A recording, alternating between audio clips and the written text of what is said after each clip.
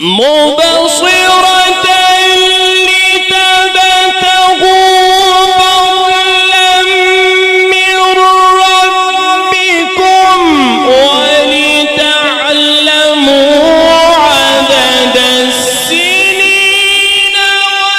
والحساب وكل شيء فصلناه تفصيلا.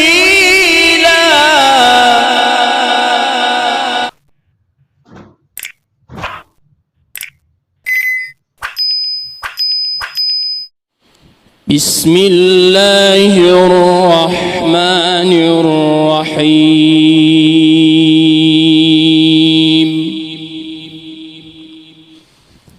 إن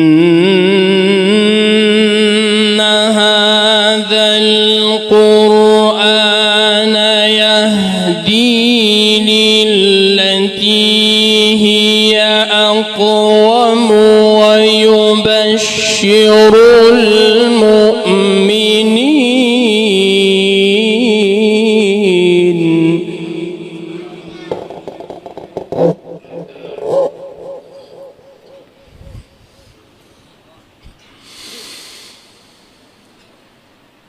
ويبشر المؤمنين الذين يعملون الصالحات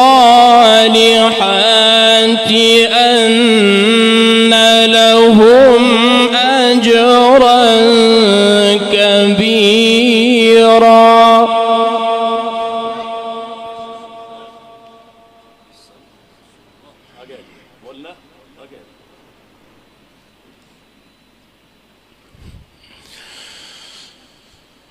وأن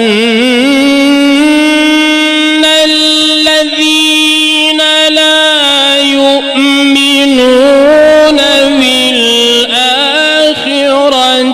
أعتدنا لهم عذابا أليما.